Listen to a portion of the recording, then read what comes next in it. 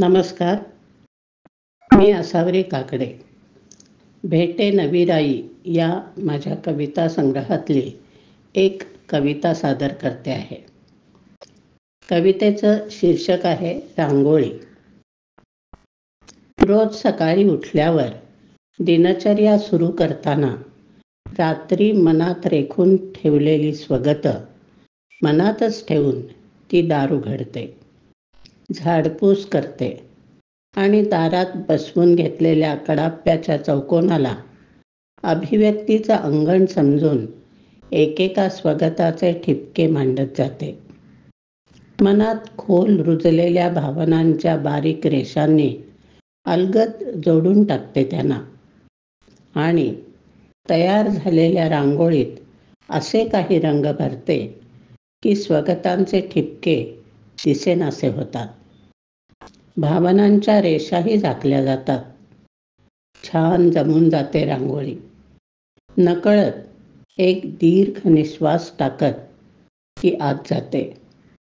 तिला घर निरामय प्रसन्न वाटू लागतं.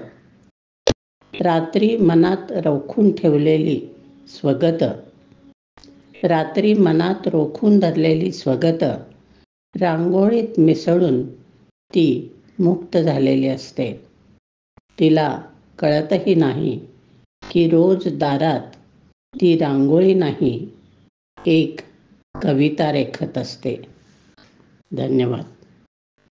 रांगोळी, स्त्रीच्या आत्म्याची रांगोळी. स्त्रीची मानसिकता आणि स्वप्ने रेखाटणारी रांगोळी एक सृजनच, तशी ही एक नवी कविताच. रांगोळीतनं आसावरी काकडे यांनी स्त्रीचं दबलेलं मन, तिची स्वप्ने, तिची वेदना, तिची सुखदुःख रेखांकित केलेली आहेत. या विशुद्ध रांगोळी कलेचं नातं स्त्रीच्या आत्म्याशी, परत्म्याशी असतं. तसं ते अनेक पिढ्यातनं आणि परंपरेतनं चालत आलेलं आहे आणि तेच या कवितेतून कवयित्रीने अधोरेखित केलेलं आहे.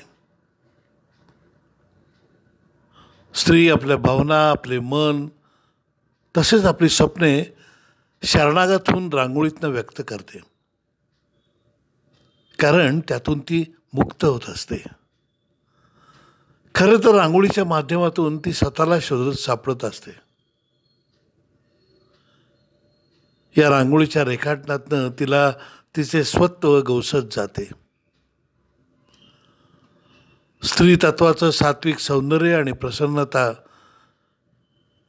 खुलवणाऱ्या या रांगोळीला स्त्रीनं आपलंसं केलं आहे आणि तेही अगदी हृदयापासून. केवळ आजच नाही तर अनेक शतकांपासून. तुकारामांचा एक अभंग आहे, देहाचा ग देहपाट, देहाचा ग देहपाट, आत्म्याची ग रांगोळी, सावळ्या विठ्ठला तुझ्या आसनाजवळी. मॅडम, ही कविता तुमची इतकी सहज, सुंदर आणि नैसर्गिक आहे की तिचे अवतरण शालेय पुस्तकातनंच व्हायला पाहिजे. त्यामुळे आजच्या मुलींना ते सहज कळू शकेल, भावेल आणि आपलेसे वाटेल.